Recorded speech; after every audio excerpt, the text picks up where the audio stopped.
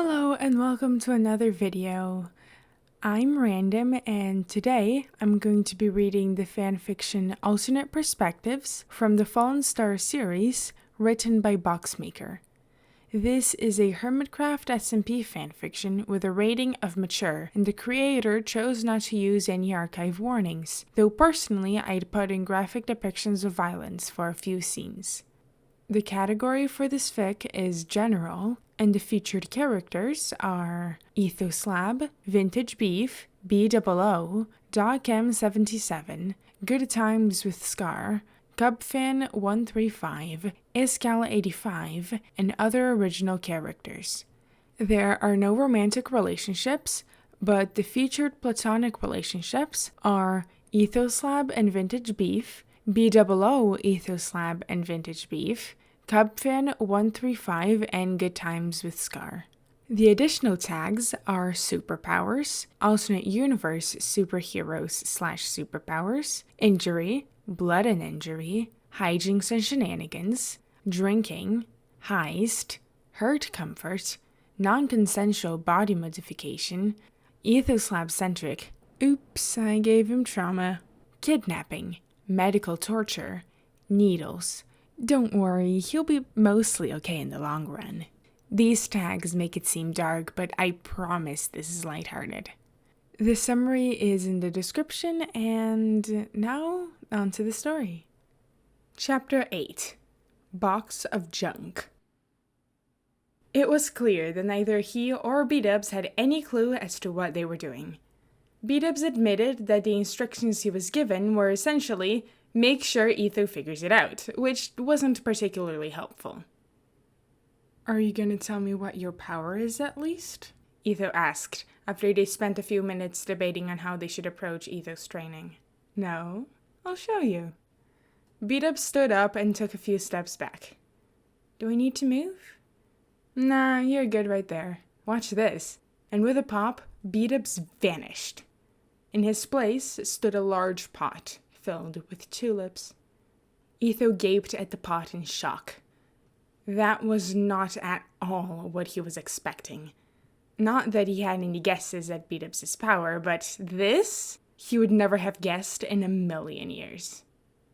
Are you? He trailed off, unsure as to what to say. B-Dubs, did you turn into a plant? The plant did not respond. A moment later, the tulips vanished and B-Dubs reappeared, sprawled out on the floor. He stood and brushed a bit of dirt off his hoodie. He grinned at Etho. Yeah, cool, right? You can turn into a potted plant, Etho said. He wasn't sure if laughing would be the appropriate response. It was a ridiculous power, but it was incredibly interesting. Can you see anything while you're a plant? Nope, B-Dubs said as he sat back down. I guess our powers are kind of opposite that way. You can see a lot more and I can't see at all. I can still hear though. Well, it's a bit different actually because I can sort of feel the vibrations, if that makes any sense. Etho wasn't sure what feeling the vibrations entailed, but he nodded anyways. That's pretty cool. You can just sit there and no one would know it's you. Yeah, it's amazing what people will talk about when they think they're alone. But enough about me. We should focus on your power. Can you turn into different plants? Etho asked, not quite ready to switch the focus to himself. A few. In the beginning, all I could do was vines. Then I figured out how to turn into moss. The tulips are new, though. It took me a long time to figure that one out. I have to know a plant really well to turn into it, so it takes time for me to learn a new transformation. You can just turn into plants, then. Just plants, and believe me, I've tried other things. Etho wanted to ask more questions, such as what knowing a plant really well meant, but he held his tongue. There would be time for questions later. He was excited to finally learn how to control his own power. Alright then, when you turn into a plant, what do you do? How do you get the change to happen? He asked, figuring it was a good place to start.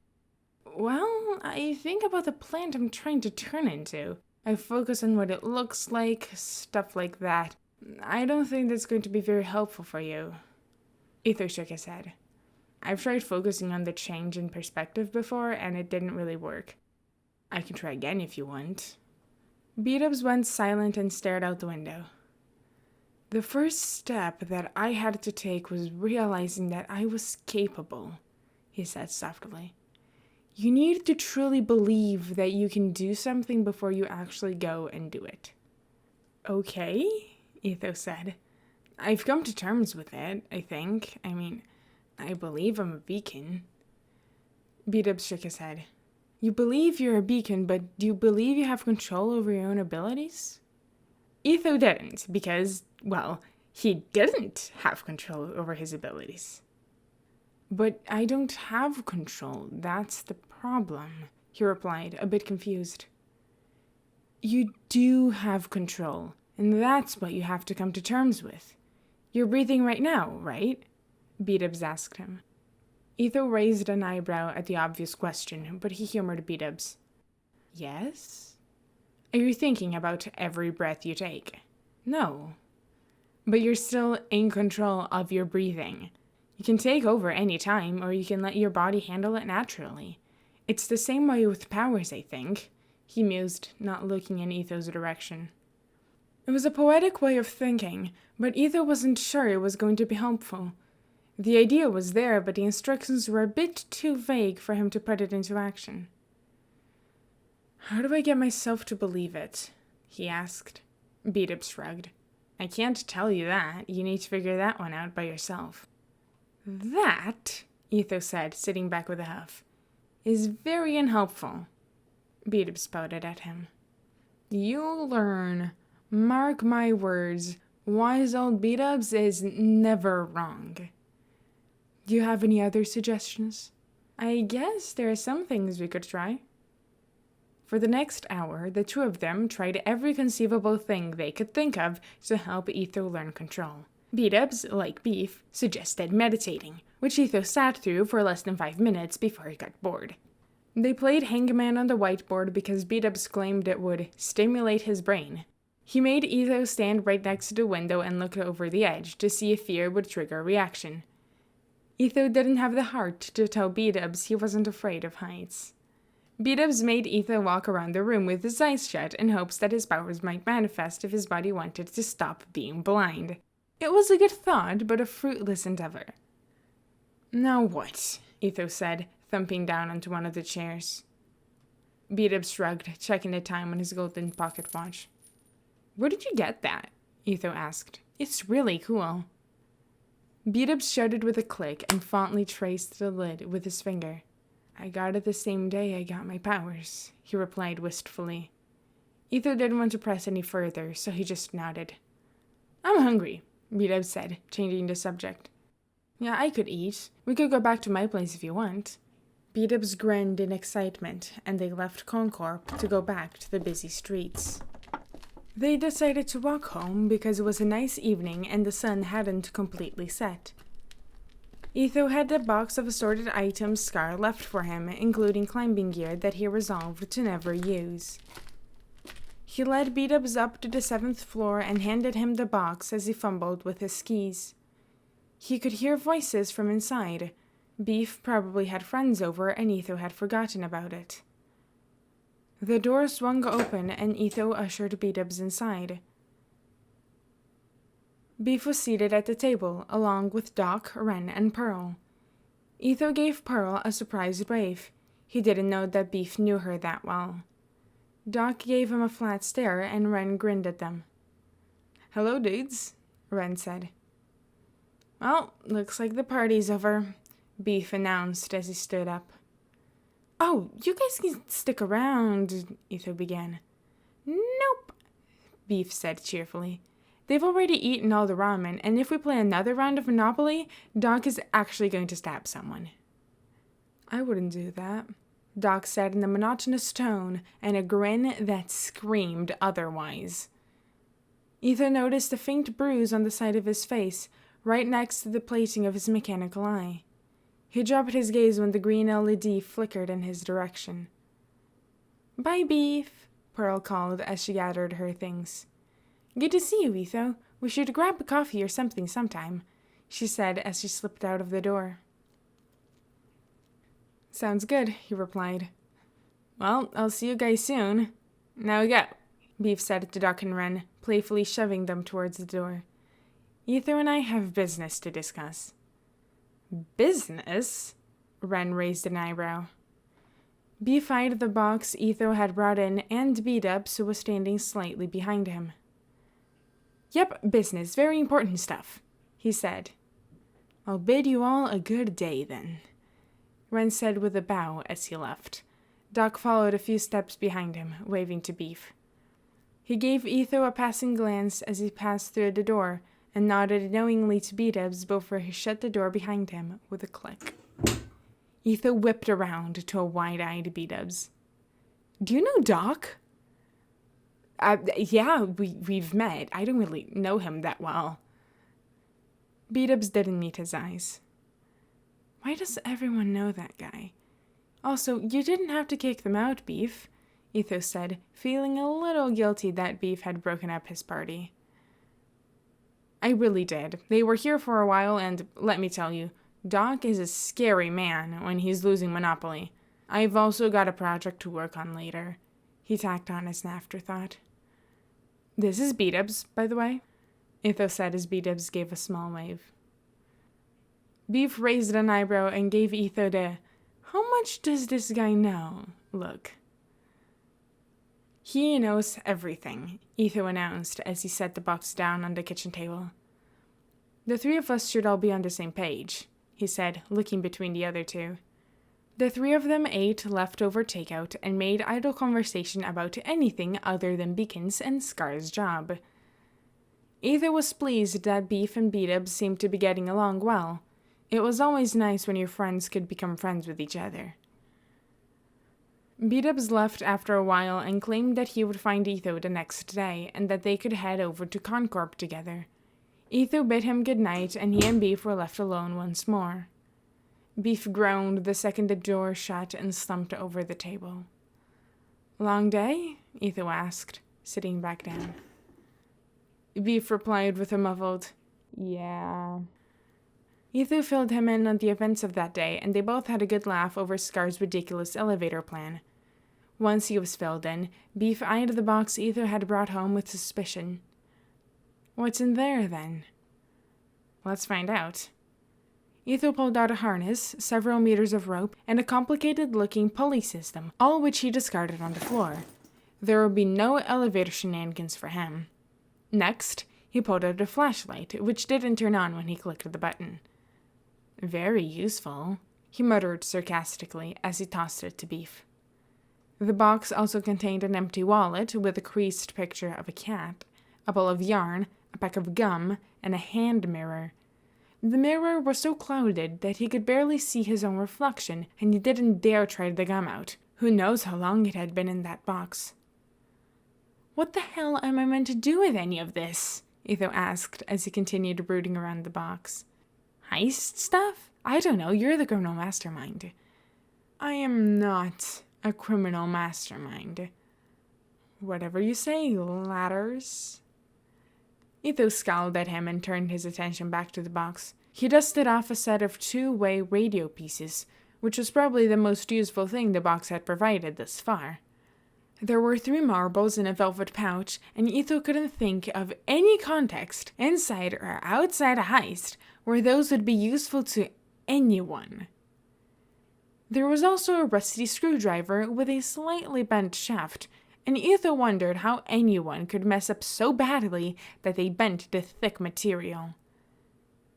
The pair of binoculars were cool, but they remained blurry and unfocused no matter how much he adjusted them. He slid them over to Beef, who was wrestling with the flashlight's batteries.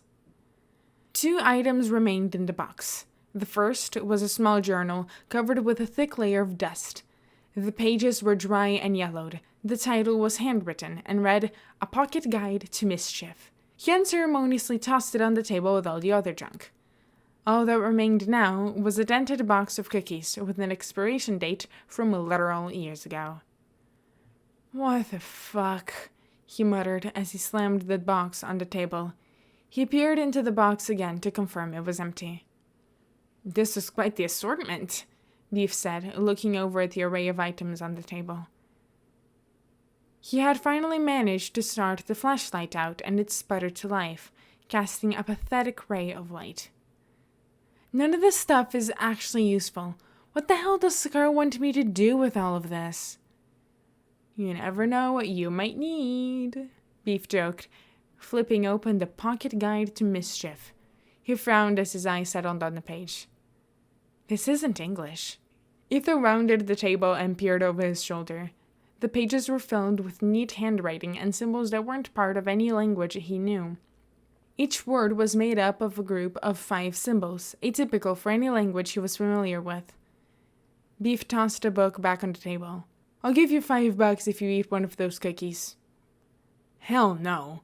I don't care if Scar offers to refund my retirement. I am not putting those in my mouth," he said, looking at the box in disgust. "These are pretty cool, though," Beef said, messing around with the radio set. "If they actually work," Etho replied sullenly. He rubbed the mirror with his shirt, but the dirt on its face was very persistent. Beef fumbled with the radio for a few minutes while Etho attacked the mirror with a rag and some dish soap. He had made a bit of progress when Beef slid one of the small radio devices with an attached earpiece over to him. He put it in his ear and thumbed over the buttons on the plastic device. "Hello?" Beef asked, pressing the button on the side of his radio. Etho swore and jumped, tugging out his own earpiece, which was way too loud. "Sorry," Beef said sheepishly. "At least we know it works," Etho offered, cranking the volume down. "Can you hear me?" he said, holding down the button on the side of his radio. Beef grinned. "Loud and clear," he said, which came through Etho's own earpiece, slightly out of sync with his actual voice. "Go left down the hallway, and then 14 floors up the elevator shaft," Beef said, in his best impression of someone from a shitty spy movie. "Shut up," Etho replied. "Copy that. Over." "You're the worst." "What was that? You're breaking up," Beef yelled, imitating the sound of static feedback. "I'm not even using the radio anymore, idiot. If you want to be my computer hacking guy in the chair, just say the word." Beef's eyes widened in excitement. "Can I really do that?" Etho thought for a moment. "I mean, I don't see why not. It's my heist, I make the rules." It wasn't technically his heist, but he was the one actually doing the break-in. He should have some say in how it went. "I can be a computer guy, the hacker with all the intel," Beef said excitedly, tapping his fingers against an imaginary keyboard. "You're a computer engineer, not a hacker?" Beef frowned. "You would make a better hacker, I guess."